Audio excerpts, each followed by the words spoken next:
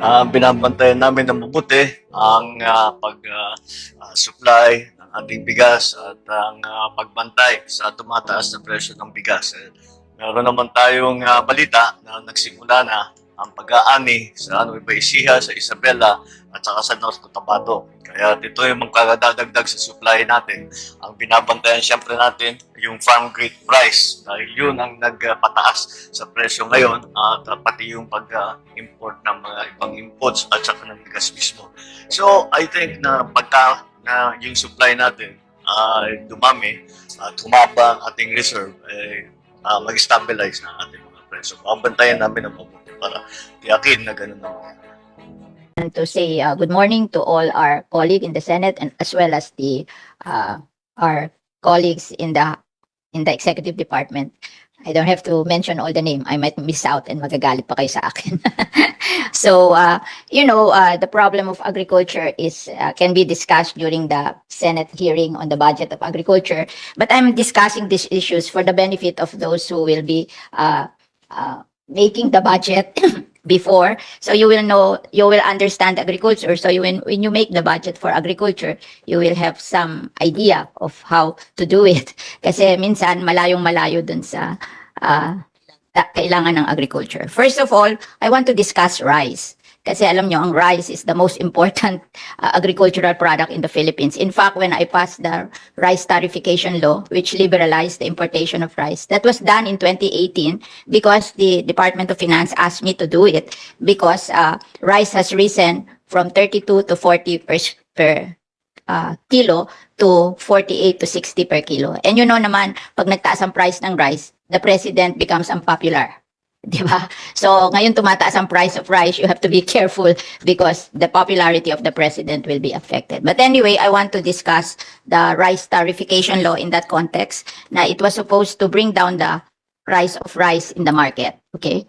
Dati po, ang system is, there's no liberalization, ang nag-i-import is NFA. NFA, oo. And, parang may cartel.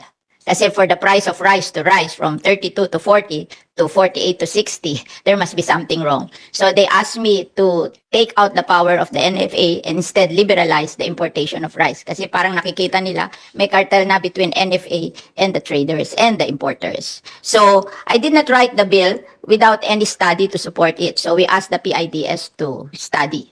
And we compared Vietnam and the Philippines because Vietnam then, and up to now, has the lowest cost in the production of palay. During that time and up to now, Vietnam produces palay at 6 pesos per kilo and the Philippines 12.50 per kilo. Kaya napakalayo. That's why we import a lot of rice from Vietnam. So the idea is to make a rice farmer competitive and more productive. So when they studied, the PIDS studied that, the reason is number one, the labor cost in the Philippines is higher by 350 per kilo. So yung 6 peso difference, 350 non-labor. So it's mechanization, di ba? Pag mataas ang labor cost, then you have to mechanize. And the other 250 is the productivity of the seeds. So we had to determine what kind of seeds we will use to improve productivity. So we mechanize. So tinanong ko sa kanila, how much will we collect if we liberalize the importation of rice? And they said 12 billion. So I put, kaya 10 billion yon kasi hindi naman pwede na eksaktong-eksakto gagawin natin. I thought that 12 billion is correct. So 10 billion. So I gave 5 billion to mechanization under PhilMech and 3 billion to the PhilRice to distribute inbred seeds to the farmers and at the same time teach the farmers how to produce inbred seed because that can be produced in the Philippines. Oo. So 3 billion and then I gave 1 billion to Land Bank and DBP because that will prevent farmers from being victim of 5-6. And then another 1 billion to TESDA and ATI and PhilMech, PhilRice for training. Because even if we mechanize and we don't train them to how to use the machine and how to maintain the machine. Kasi ang daming complaint na yung pinamimigay na machine ng DA, puro nakatiwangwang lang kasi hindi sila marunong mag-maintain. So I gave a lot for training on how to operate and how to maintain. And at the same time, at para magturo ng inbred seed production. So our seeds will come from the Philippines. And PhilRice promised that from 3.7 metric tons per hectare, they can raise it to 6 metric tons per hectare, which is about doubling, almost double. And if we double our production of rice, then we're self-sufficient and we can export. Kasi ang shortage lang natin, 15%. Oh, kung madodouble mo, edi tapos ang problema, hindi na tayo kailangang mag-import ng rice. But I did not remove NFA because there are 4,000 employees of NFA. Gusto ba nyo, online ako araw-araw dahil tinanggalan ko sila ng trabaho. But happily, after that, kasi hindi na sila maraming trabaho, kasi hindi na sila mag-i-import, they offered a very nice early retirement package. And I think 50% of the NFA employees retired. So, na-solve din partially yung over employees ng NFA. And we're doing it now. I think Phil Rice said that they can reach 5 metric tons per hectare by next year.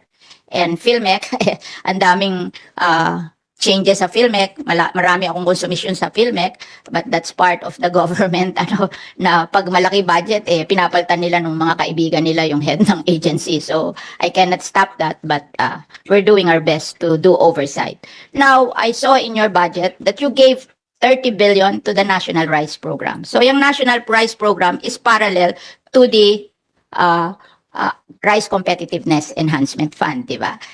Nung kasabay namin yan, 15.7 billion lang ang budget niyan. Ngayon, 30 billion na.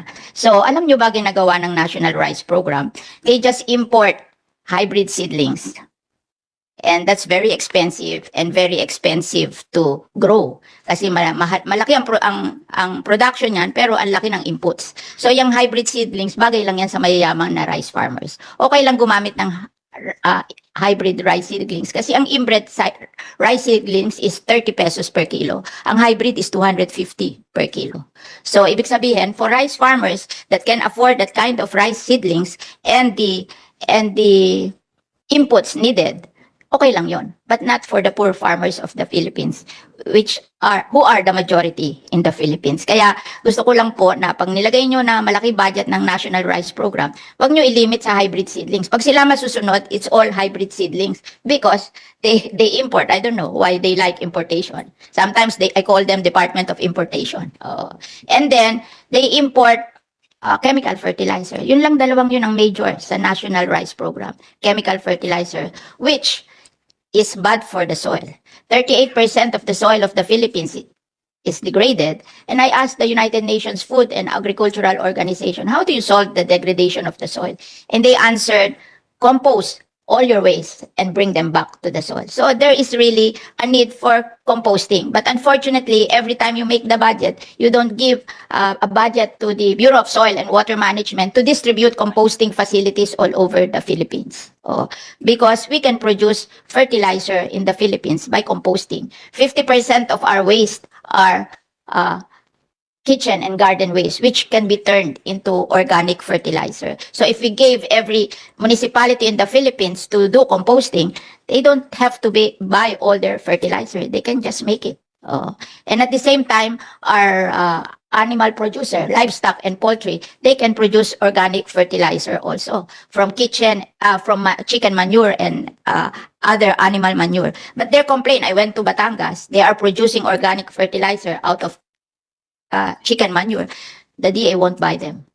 Nag-i-invoke sila ng certain permit to buy from them, which I don't understand. So I'm telling this to you just to inform you of what you have to do. Maybe when you give 30 billion to the National Rice Program, you break it down.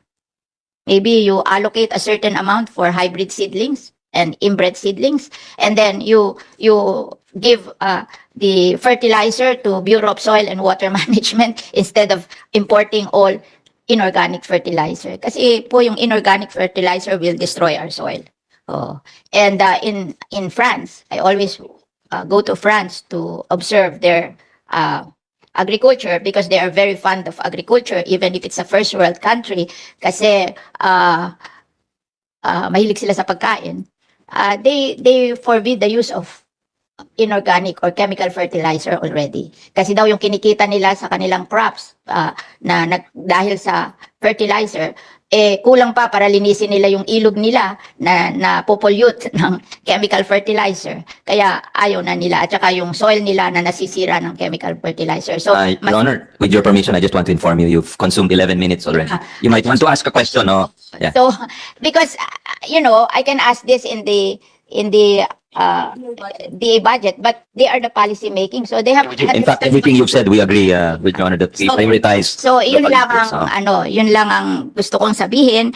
And at the same time, I just want to question the SIDA law.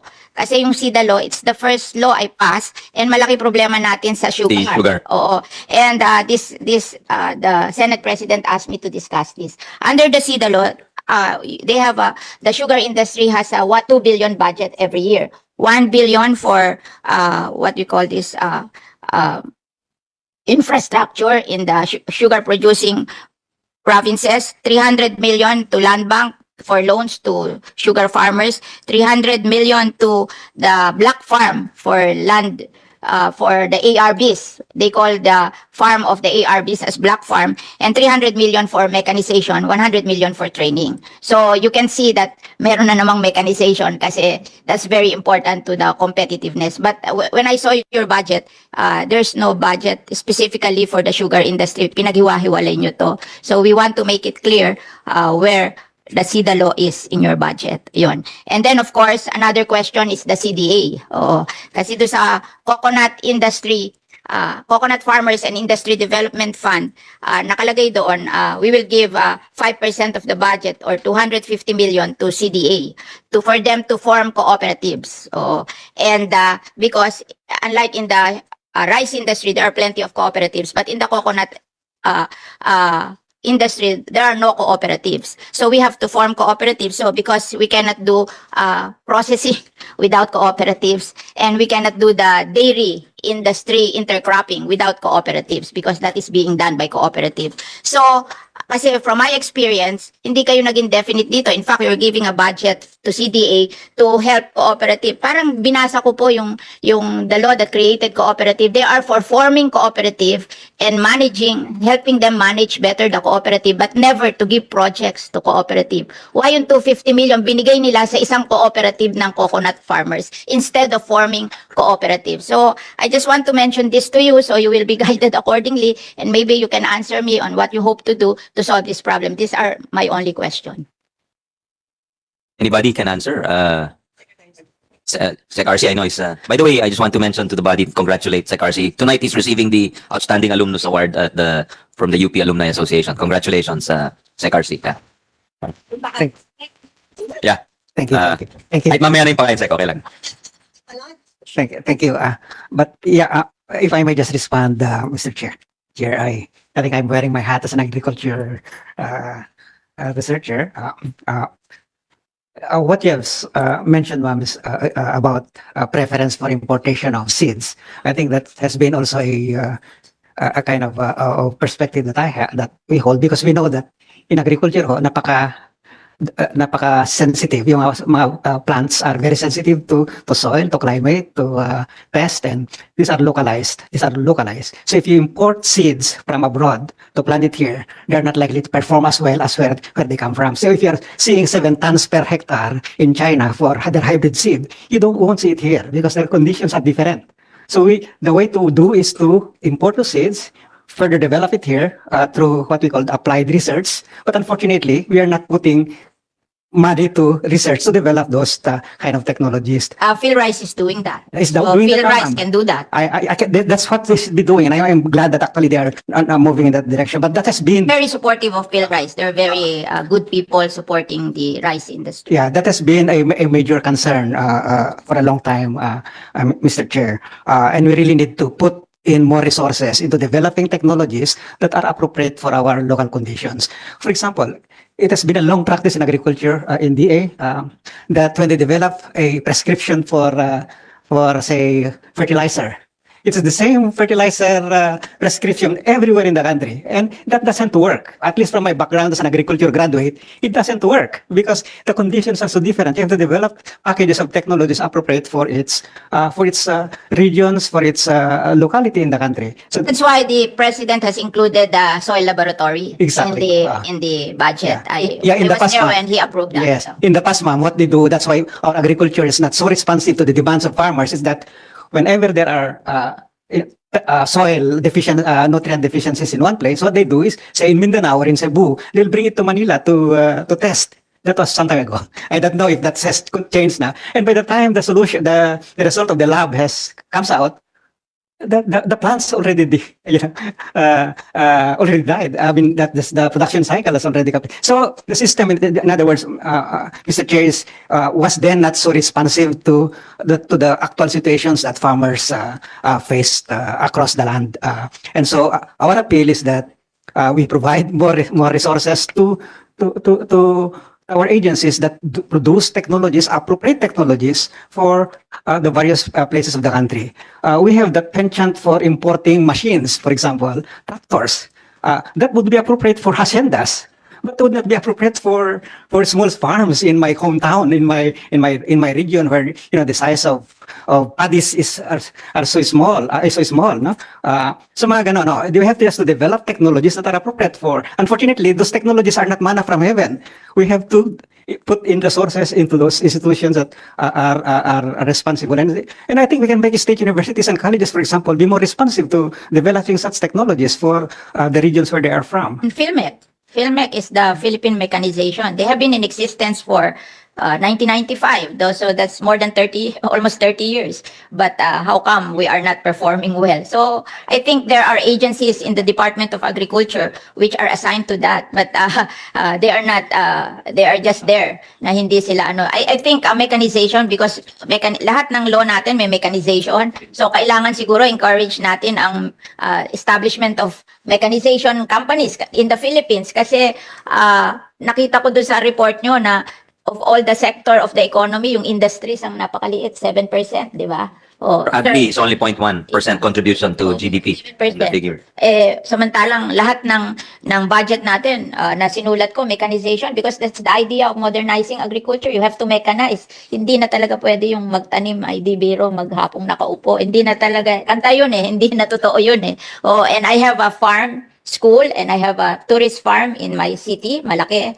Hirap na hirap ako mag-manage ng tao kasi hindi na nila type magtrabaho So ako talaga, if I have the machine, I will mechanize. Kasi mas madaling i-manage ang farm pag mechanize kasi mas efficient. Thank you. Thank you. Between Senator Villar, who chairs our DA and the Agriculture Committee, and the subcommittee of the Committee